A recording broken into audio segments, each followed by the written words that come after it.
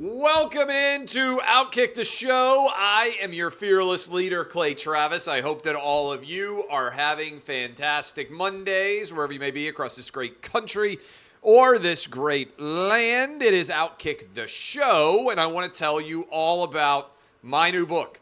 You're going to hear a lot about it over the next month. It is going to be out on August the 8th. I have a copy here, American Playbook. I want this book to open number one overall in the New York Times list.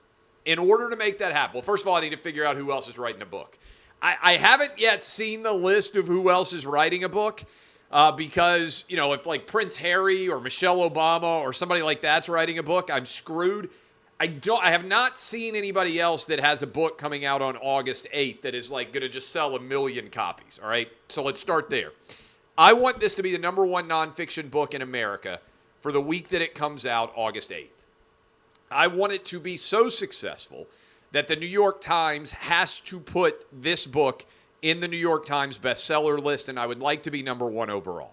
Now, I'm going to be playing uphill on this one. My last book, Republicans Buy Sneakers 2, came out, I believe, someone can fact check this, it was the 7th best-selling nonfiction book for the week that it came out. I think it was 7th, might have been 6th. Back in 2017. I outsold basically half of the New York Times bestseller list, and 7 might even be low. I should have been 4. It was something like that. If it had been an honest accounting of who sold the most books, I would have been 1,000,000,000% on the New York Times bestseller list. They left me off. They want to leave off people they don't like. They just left off my buddy Jesse Kelly. He should have been on the list. The reason is you have to blow through all of the numbers. If you write a woke book, the New York Times finds a way to make it seem like people actually like your book. They'll bend whatever rules are necessary to get you on their list. Because a lot of people, I used to think this. I thought the New York Times list was just the direct recitation of who bought the most books and who sold the most books. But it's not. It's a formula that favors woke, left-wing books.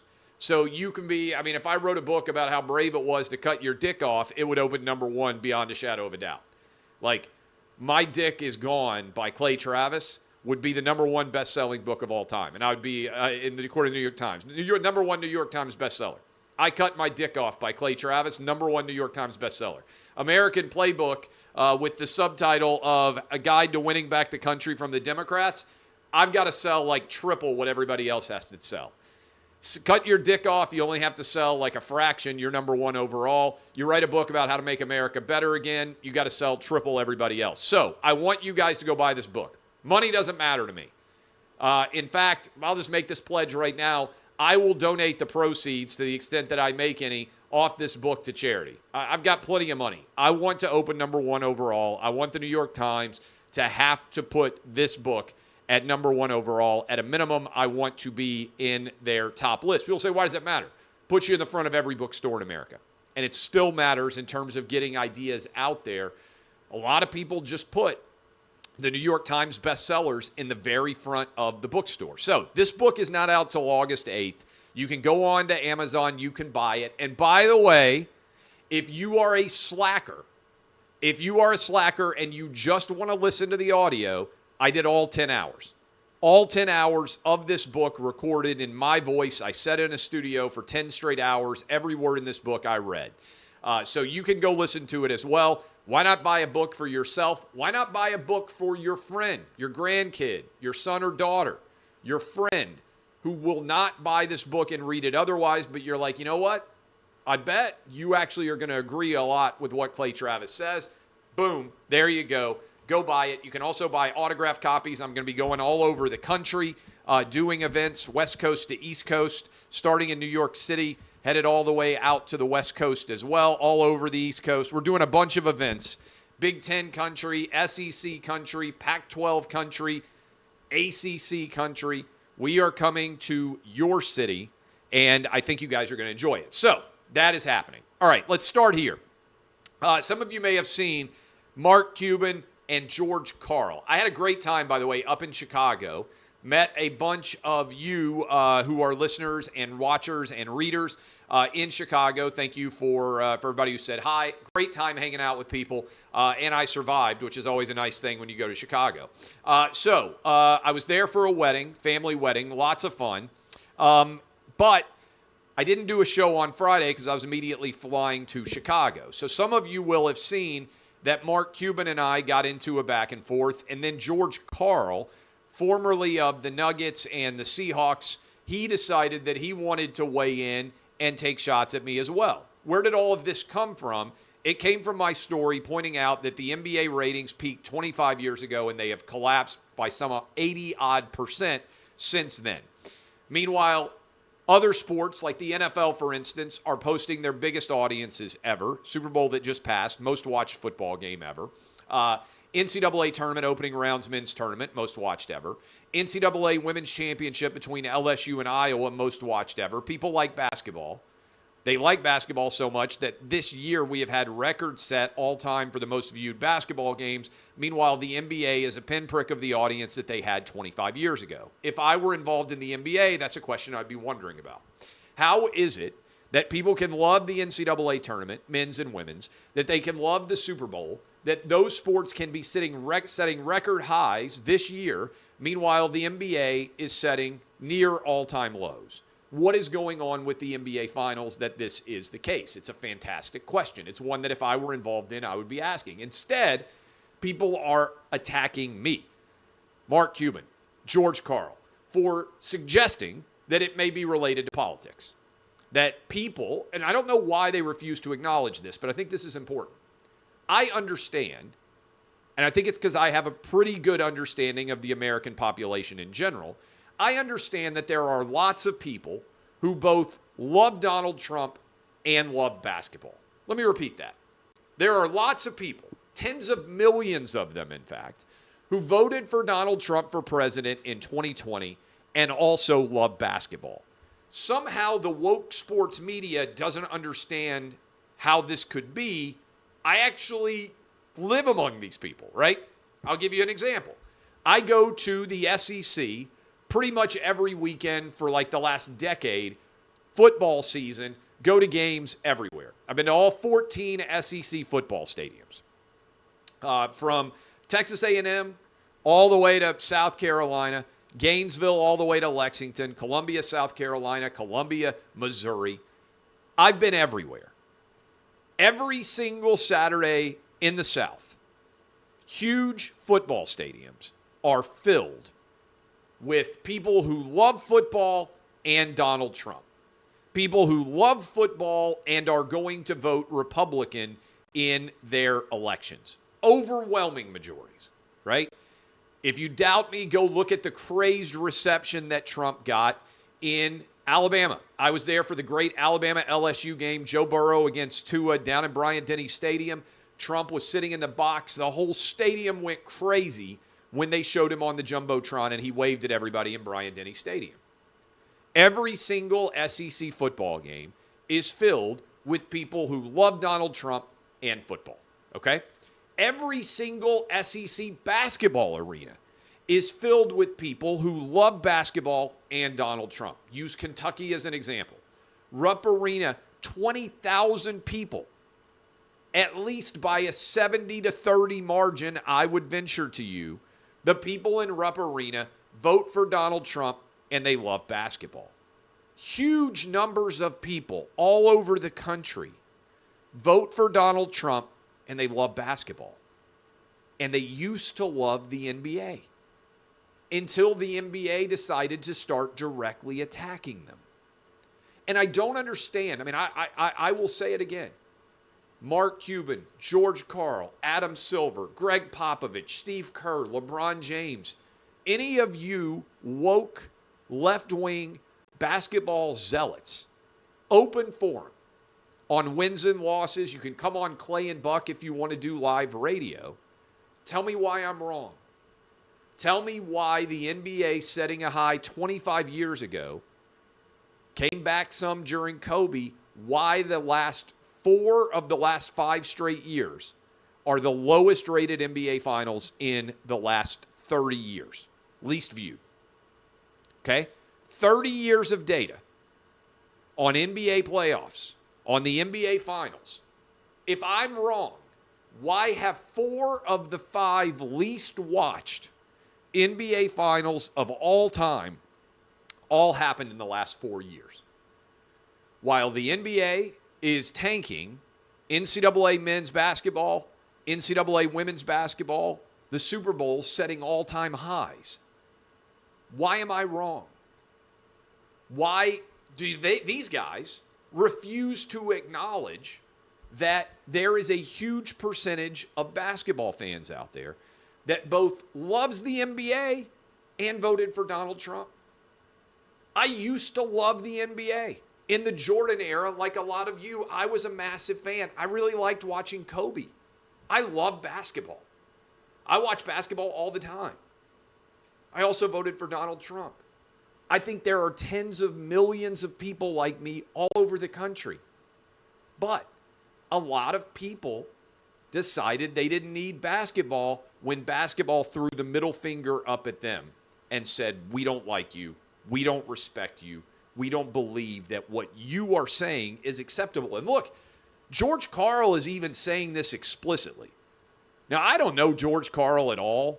I've never actually met him face to face. I know, again, I used to watch his teams back in the day with the Seahawks and with the Nuggets. Sorry, the Supersonics and the Nuggets. Rest in peace, Sonics. Sorry, Seattle. But I used to look and watch his teams play, and here's what George Karl tweeted at me last night. Here are truths for those that let BS sources like OutKick and Clay Travis spin lies. Only 25% of Americans have a positive view of Trump. 75% think he's done at least one illegal or unethical thing. That's not true, George. First of all, that's an opinion. It's not a fact, okay? So when you say here are truths, you are saying this is true, okay? Here is a truth. Water freezes at 32 degrees Fahrenheit. Here is a truth. Tom Brady won a lot of Super Bowls, 7, in fact, okay? Here is a truth. Nick Saban has won more national championships as a college football coach than any other college football coach currently alive in America today, okay? Those are truths. They happen to be sports facts, but they are truths. Only 25% of Americans have a positive view of Trump. 75% think he's done at least one illegal or unethical thing. That's a made-up opinion of yours. I happen to think it's not true, but it's an opinion. And the 23 NBA playoffs were the most watched for the league in 5 years. Again, I'm talking about NBA finals. But most watched in 5 years is not very good, right? That only goes back to the late 2018s. And it's nowhere near the number of people who watched you, George Karl, coach. But why would you be attacking Trump? If you're involved in basketball, why wouldn't you want everybody to be able to watch as much basketball as possible? This came out of Greg Popovich continuing to rip Trump and Trump supporters. And George Karl tweeted out an OutKick story and said, Pop doesn't hate America. He just hates Trump-loving a-holes like Clay Travis. Well, Trump got 75 million, roughly, according to the tally, 2020 votes. So, George Karl, you're saying, Popovich doesn't hate America. He just hates half of the people who live in America? That's a lot. That's a lot of people to hate. And again, tens of millions of those people voted for Trump and also like basketball. And I don't understand why the sports media, but in particular, so many people who are involved in sports don't understand that. Look, there are all sorts of people that I disagree with politically, right? That I enjoy the content that they put out. That's basically how I feel going to a lot of movies now. I'm watching right now. I don't know.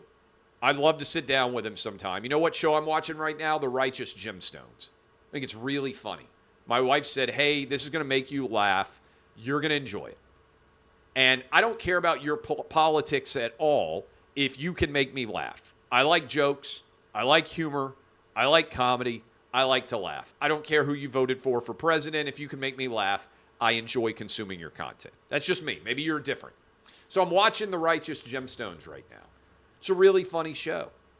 I would be happy to have Danny McBride on my show to talk about The Righteous Gemstones. And also, he could light me up and be like, I think you're stupid because you voted for Trump. But I doubt that Danny McBride, maybe I'm wrong, I doubt that he would say, I don't want anybody who ever voted for Trump to watch my television show. Because you should be trying to appeal to everyone. Look, I would love it. This book is coming out. I would love it if some Democrats read this book and just considered my ideas, even if they think those ideas are wrong. I read ideas every day that I disagree with. That's why I subscribe to them. I'm a subscriber to the Washington Post and the New York Times. I disagree with a lot of the opinion and the news coverage there. But I still want to read it because every now and then there's a great piece. New York Times over the weekend had a great piece about a wife who found out that her husband was a dissident Chinese blogger and had no idea about it until the Chinese secret police showed up at her house and put her husband in prison. No idea. It's a great story. New York Times did it. Credit to them. I'm glad to subscribe and have read that story. Every day there are stories, some that I agree with, some that I disagree with, some that I'm just interested in that I'd otherwise not read. Why do the NBA people not understand this? I suspect it's because they've cloistered themselves into such information bubbles that they don't understand all of the people who otherwise would like their product, who might have different opinions when it comes to who should be president of the United States. And I think it's a profound failure to not be trying to reach all those people. People say, what's your goal? I'm trying to convince people my arguments are right every day. But if you think I'm full of it, if you think that I'm a total joke and an ignoramus, and you think that I am a clown, that's your right. More power to you. It doesn't impact me at all. I'm out here trying to persuade people of the rightness of my arguments. If I was NBA commissioner, I would abandon politics in a heartbeat. And I would say, I'm going to take the NBA back to the era when we try to appeal to every single sports fan in America. Whether you voted for Trump or Biden, we want you to love the NBA. Would Adam Silver even say that today? Would Adam Silver come out and say into a microphone, whether you are a diehard Donald Trump supporter or a diehard Joe Biden supporter, we want you to love our product of basketball? I don't think he would. Think about how crazy that is. I don't think you could get Adam Silver, commissioner of the NBA right now, to say, whether you're a diehard Trump supporter or a diehard Biden supporter, we want you to love our game and we want you to watch as many games as possible. I think he'd be afraid of what the reaction would be if he said he wanted Trump supporters to watch basketball. And if you think I'm crazy, that's certainly the method that has been adopted by Steve Kerr, Greg Popovich, LeBron James, Adam Silver, George Karl, Mark Cuban. Again, open forum to all of those people. I would love for you to come on my podcast, long-form discussion, or come live on the radio show. Tell me why I'm wrong. Tell me why I'm an imbecile. Tell me why you're correct and I'm wrong. I'm open to the fact that you can make a better argument than me.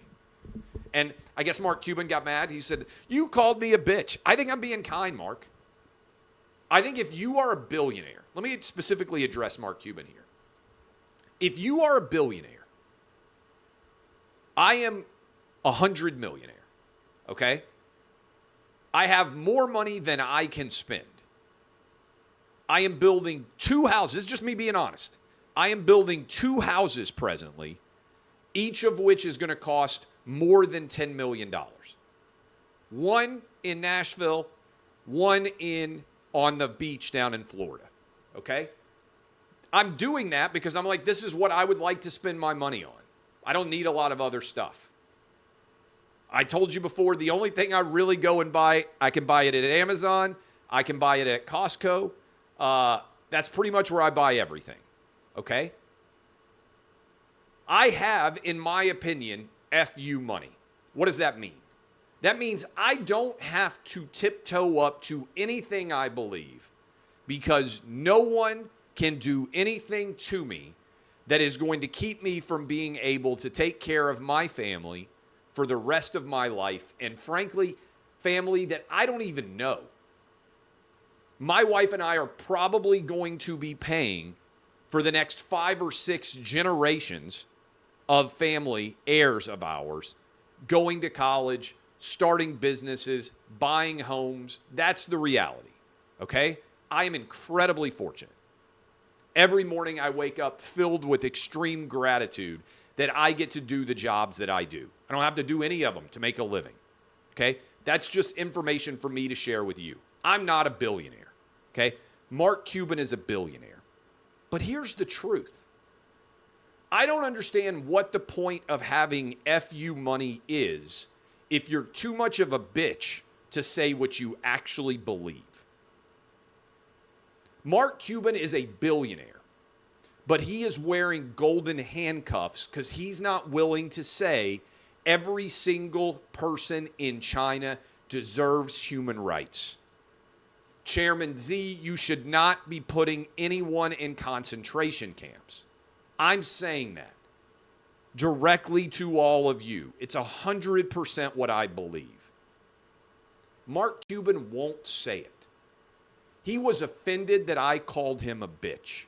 Well, let me look straight into this camera because I know you're going to watch this clip. Mark Cuban, I'm offended that you are a bitch. Because all you would have to do as a billionaire to help lift billions of people under the power of the Chinese Communist Party out of bondage, legitimate concentration camp bondage, is say, that's wrong. Chairman Xi, give basic human rights to every citizen in China and under the influence of the Chinese Communist Party around the world. He won't say it. That makes you a bitch in my mind because there are lots of people out there. Many of you may be listening to me right now or watching me right now who are terrified of losing your job that allows you to pay your mortgage, who are terrified of losing the job that allows you to put your kids in school. You don't have a lot of money in the bank. You don't have a lot of resources. You're struggling with 40-year high inflation. You're being lied to by your government every single day. I know what that feels like. It wasn't very long ago that I had no job in writing. That's why I started OutKick. And that I was making $40,000 a year with 2 young kids, worried about whether I was going to be able to provide for them. Just about a decade ago. I know what that feels like. And I dreamed of being able to have the resources and money that I have now so that I could say exactly what I think. That's why I started OutKick. Mark Cuban, you are a billionaire. What are you afraid of? Why are you such a coward? Why are you such a pussy bitch that you won't say, I support basic human rights for the Chinese people? It's because you got golden handcuffs on, brother. It's because you're not rich enough. You're actually filled with tremendous insecurity. You aren't willing to stand up for what you actually believe in. And that is why the NBA is tanking all over this country. Because you're happy to say America's systemically racist. It's filled with awful people. Fuck you, Trump supporters. I don't even want you to watch basketball. It's what George Karl. It's what Greg Popovich. It's what Steve Kerr. It's what LeBron James, what Adam Silver, it's what Mark Cuban say to the American public every single day. And you're all filthy rich, bathing in the luxuries of American capitalism. And yet you will rip this country to shreds and denigrate it and tear it down. And you won't say a word to China. I'm sorry if you're offended that I called you a bitch, but when I see bitches, I call out bitches. You, Mark Cuban, are a bitch. LeBron James, you're a bitch. Adam Silver, you're a bitch. Every single billionaire that will not say a word to China because they're worried about their golden handcuffs. Oh no, is Chairman Xi going to sell my jerseys in Beijing? Fuck all of you. You're cowards. You're hypocrites. And you are pussy bitches. And so no, I'm not going to apologize for pointing out your hypocrisy. And I'm honored to be doing so because I have fuck you money. And what's the point of having fuck you money if every now and then you don't say fuck you? So fuck all of you. And if you disagree, I believe in the First Amendment. You have an open forum on my programs. But you won't do it because you are cowards and because you're bitches. Because all you would have to say is, we support basic human rights in China, in the concentration camps. You won't do it. You'll rip Trump supporters to shreds, but you'll bow down and shut up and dribble for Chairman Xi. And if you want to know, that's why your ratings have tanked, because tens of millions of Americans agree with every word I just said. Ball's in your court. You can either bow down to Chairman Xi, or you can step up and support the First Amendment in this country. Your choice. Woo! Got fired up there. Okay, we got a bunch of other subjects that I still need to get to. People say, why'd you hire OutKick? Why did you create OutKick? Why do you keep hiring people? What's your goal? Well, I'm excited today. We hired Riley Gaines. Many of you will know her as a former University of Kentucky swimmer. She swam against Leah Thomas. And when she swam against Leah Thomas, she was willing to do something extraordinary. She spoke out against the absolute absurdity of allowing men to identify as women and becoming women's sports champions. And Riley is now going to be doing a podcast for OutKick. Today we announced that she had been hired. And I think this is important because she came on the show, and we're going to share some clips. She was on Clay and Buck. She's already recorded her first podcast. It's going to be out soon. But we've got quotes in a story that only OutKick will cover, as we did. Megan Rapinoe's retiring. You know, the U.S. Women's World Cup is coming up soon. And Megan Rapinoe was asked about whether she would support trans athletes, that is a man identifying as a woman, playing on the U.S. women's soccer team. And she said, yes, this is to Time magazine. I'm quoting, "You're taking a real woman's place." She said, first of all, absolutely she would support a man identifying as a woman on the women's sports.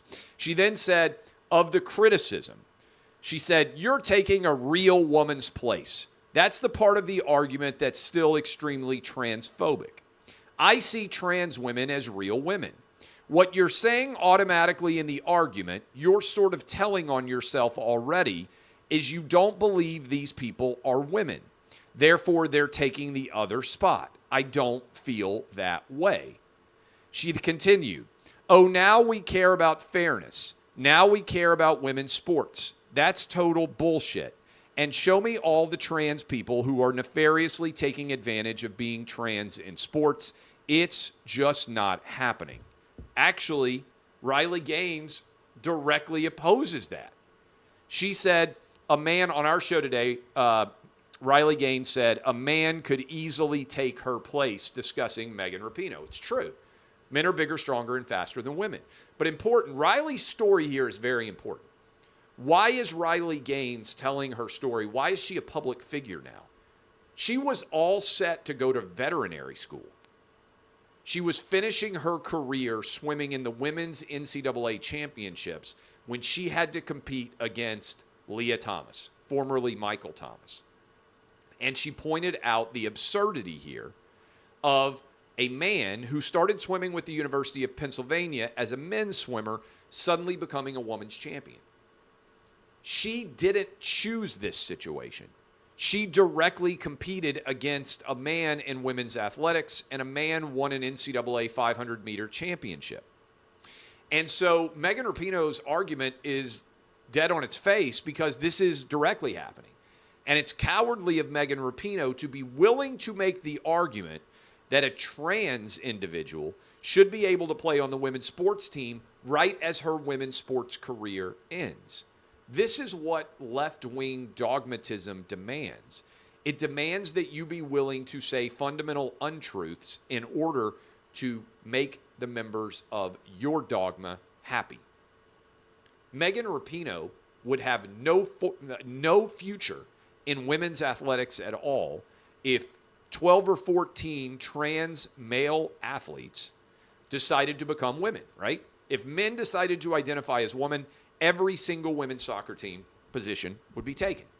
Remember, the World Cup champion women's soccer team lost 5-2 right before they won the World Cup to a team of 15-year-old boys in Dallas, Texas. Let me repeat that. Our women's soccer team, the best in the world, are not as talented at soccer as 15-year-old boys are in Dallas, Texas. One American city, one group of 15U boys beat the U.S. women's soccer team 5-2. These are not even grown men. These are young teenage boys. They wrecked our U.S. women's soccer team. Not because the women's soccer team isn't skilled, it's because boys, not even men, boys are bigger, stronger, and faster than women. Megan Rapinoe is signing the death certificate of women's sports in order to be aligned with the left-wing political dogma. It isn't true that women are better than men in sports. It's why the trans sports issue only exists for men who decide to identify as women. Women who decide to identify as men cannot even make a sports team. They aren't good enough. Women, like Megan Rapinoe, are trying to actually erase women's sports by replacing men who identify as women. Those men are replacing the actual women. It's crazy. I'm proud that we hired Riley Gaines because I think this is very important. Again, as Riley Gaines said on the Clay and Buck show about an hour ago, a man could easily take her place. And I agree with her. Also, a couple of other stories that are out there. I saw this story. The New York Times shut down their sports department at the newspaper because they bought The Athletic. One of the biggest pyramid scheme shell games of all time is The Athletic. All right, let me just give you a little bit of background on The Athletic and what they did. So The Athletic is an online sports media company. People sign up to subscribe to The Athletic. They charge you like $1 a month, and a lot of people subscribe and then they forget, and they stay subscribed, and they keep running these like $1 a month promos, everything else, okay? So The Athletic raised around $150 million. This is why I say it's a pyramid scheme. They used the $150 million that they raised to roll all into trying to get as many people as possible to sign up for their product and to go out and hire all these different writers in all these different markets. And then they poured that $150 million that they got from venture capital, that is money that was given for them to run a business, into their business. They never made a profit. Every dollar that they brought in revenue, they kept spending more and more of it on marketing. They never, let me repeat this, they have never made a dollar. OutKick, the company that I founded, was profitable from the first month that we started. I went out and sold every advertisement. Literally the month that we started, July of 2011, we made a profit. We made a profit every month that I owned OutKick in the history of its business. Every single month. The Athletic has never done that. In fact, the Athletic has lost hundreds of millions of dollars. And the company was either going to go bankrupt or they were going to find a stooge buyer. And they completely swindled the New York Times into buying their hundreds of millions of dollar losing company. They could no longer raise any more money at any higher valuation, right? That's the way the game works. They sell, we're going to keep raising the valuation, all these other things. The reality was this business was going to go bankrupt. It was trending towards failure, and then the New York Times, according to reports, swooped right in and paid over $500 million for the company. And New York Times has continued to lose money with the company. In fact, the company's, I think, run up over $100 million more in losses for the New York Times.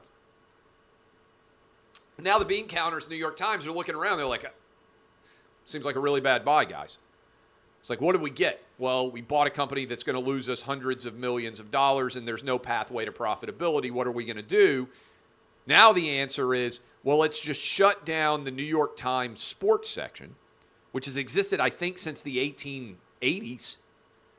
They covered the first Olympics, modern Olympics games, in 1896.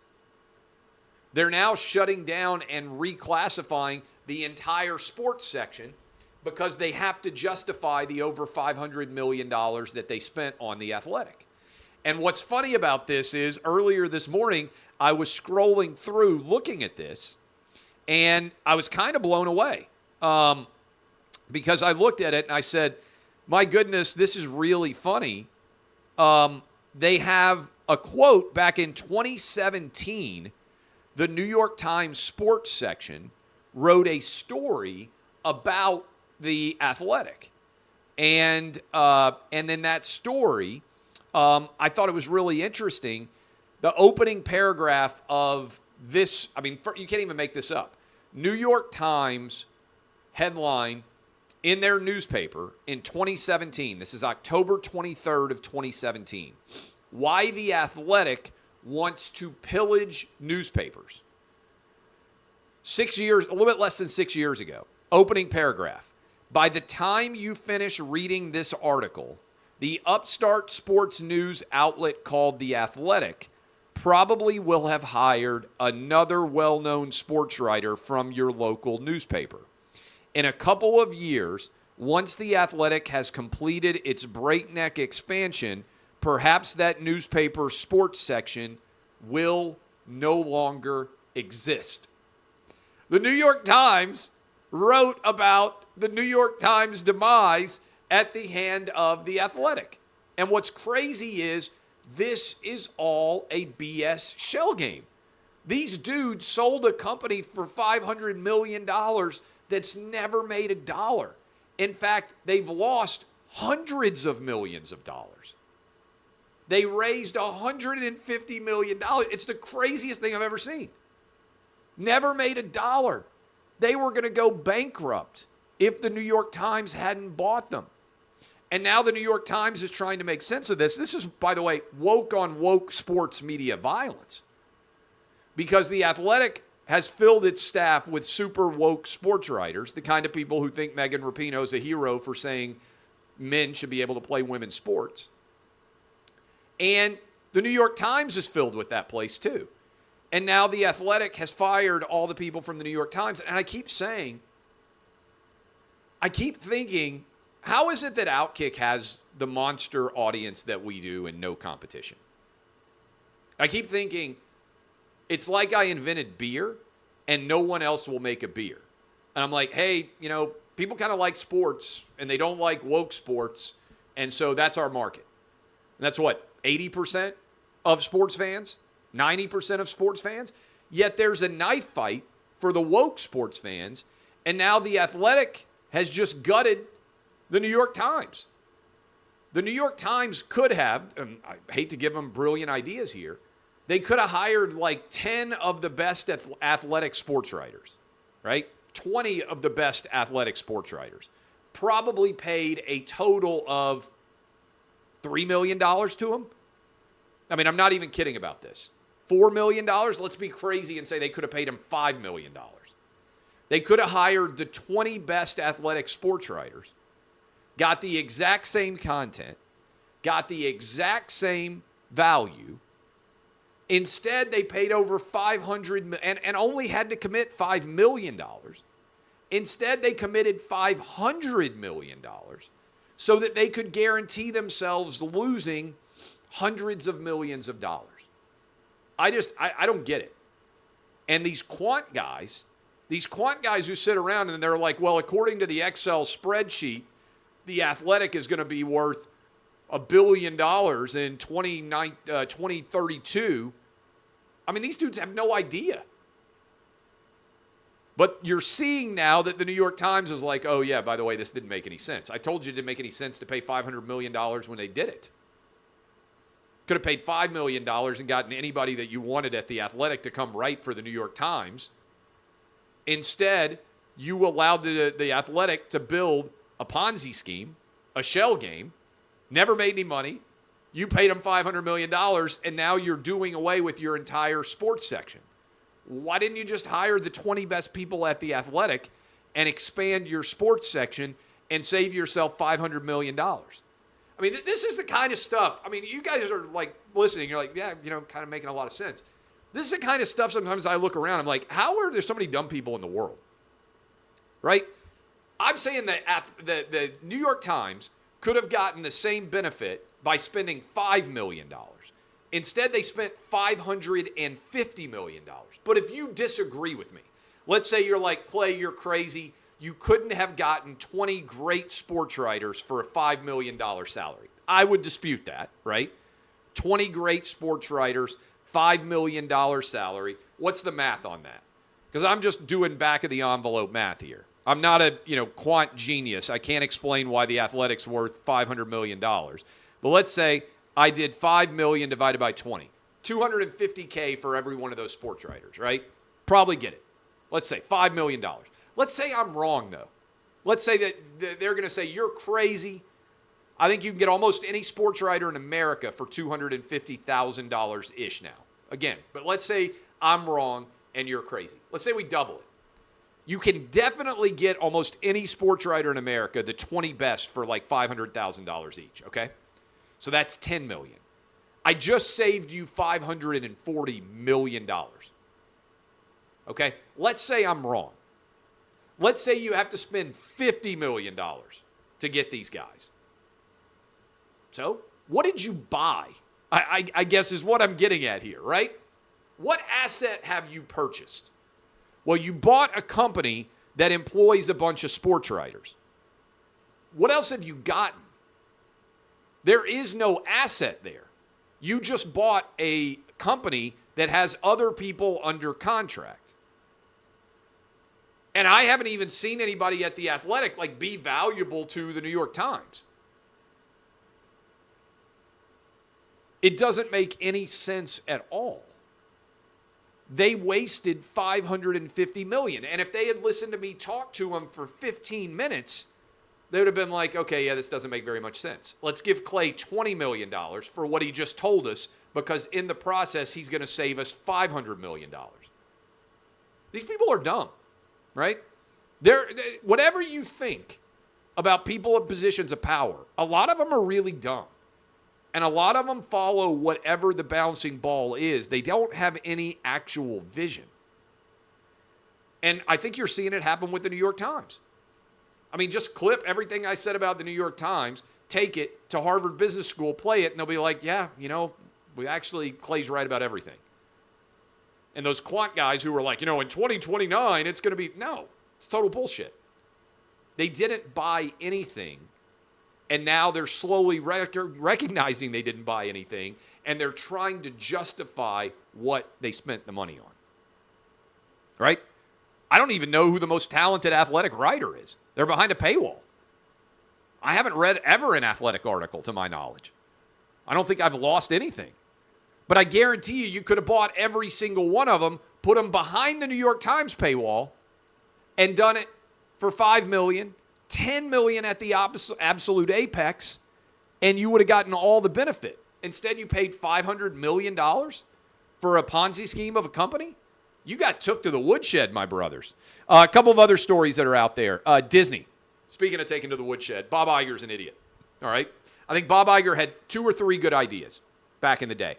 Smart to buy the Star Wars movies. Smart to buy Pixar. Smart to buy Marvel. Okay? Those are 3 good decisions. He should have retired on them. Because instead he came back to Disney, and now he's reaping the woke virus that he sowed and spread throughout the Disney Corporation. And if he didn't sow it himself, he allowed it to be disseminated, spread, and now he is reaping the consequences of his actions. Because the story up, Wall Street Journal today, July 4th, which typically is a very crowded time for Disney, all of a sudden, the amusement park crowds are collapsing. And I read this article in the Wall Street Journal, and I just thought it was funny because they're like, well, this is pretty consequential. This is the smallest crowds we've seen at Disney World and Disneyland in a decade. And they didn't connect the dots, right? Sometimes I'm stunned by how few people connect the dots, right? Okay, if I told you Disney just set a 10-year low for number of people in the amusement parks at Disney World and Disneyland, and they just had the lowest revenue Pixar movie ever to come out. And they just released the new Indiana Jones, and it has bombed at the box office and is likely to cost Disney tons of money. And also, Disney Plus is now losing subscribers. That is, fewer people are signing up every month than were signed up the month before. And ESPN just fired a ton of its most prominent talent in an effort to save money. If I told you all 5 of those things in conjunction, and then I added as a 6th point, just so you know, Disney stock is actually lower priced today than it was in 2014, which is true. If I told you all 6 of those things, what would you think might be going on? I think almost every single one of you would have a light bulb moment, and you would say to yourself, sounds like to me the Disney brand might not be going that well. I don't think that would be a crazy conclusion. That conclusion, by the way, does not appear in the Wall Street Journal article. But I do think it's very significant to contemplate what is going on here. Bob Iger's Disney company, including ESPN, and I saw it years ago, started to embrace woke politics. And when they did that, they began to alienate people. And I'll say it again. Trump voters like basketball. Trump voters like football. Trump voters like Disney movies. They like riding amusement park rides. But if you tell them that you don't like them, a substantial percentage of those people, aka see what happened at Bud Light, will decide that they don't want to support your product any longer. That's what's happening to Disney. Woke Disney is in real trouble. I just laid out all those facts. 10-year low amusement park. Streaming service, losing subscribers. ESPN firing many of their top employees. Indiana Jones, Pixar movies tanking at the box office. If you're out there, well, nobody goes to the box office. This is the arguments people make. Well, you know, Clay, nobody goes to the box office anymore. Oh, really? The Super Mario Brothers movie just made $1 billion. The friggin' Super Mario's brother movie. $1 billion. One of the 5 highest grossing cartoons ever. A lot of people are going to the movies.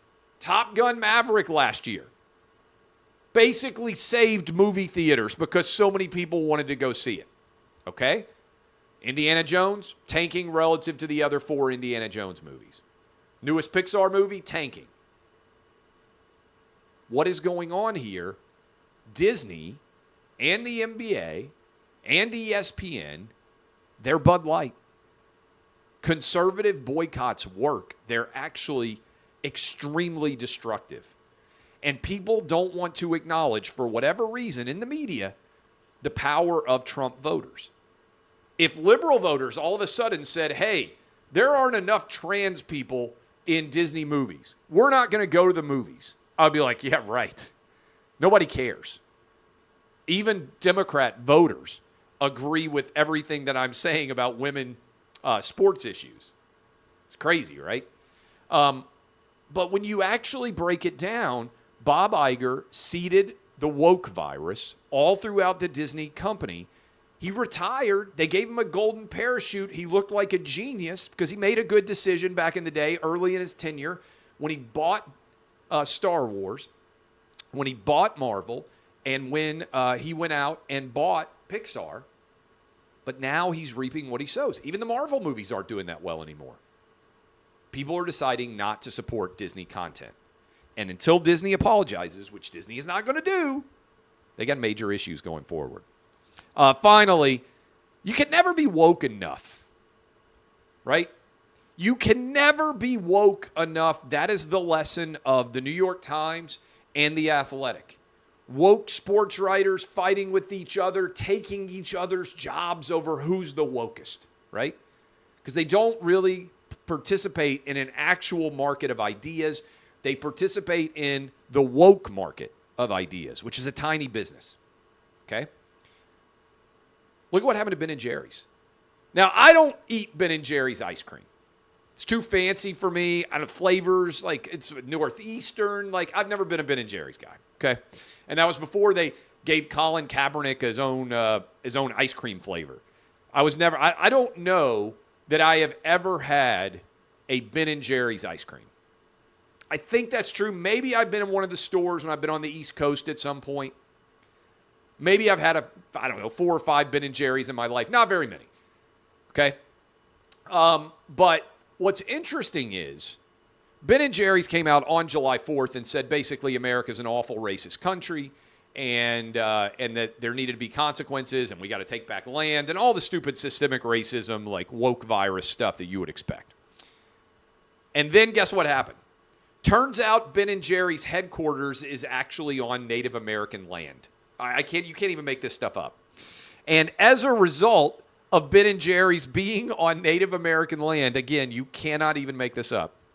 The Native American tribe has said, hey, since you think America is awful and woke and racist and everything else, we'd like our land back. And so OutKick reached out, and I believe I'm correct. At least I was when I sat down and started this show an hour ago.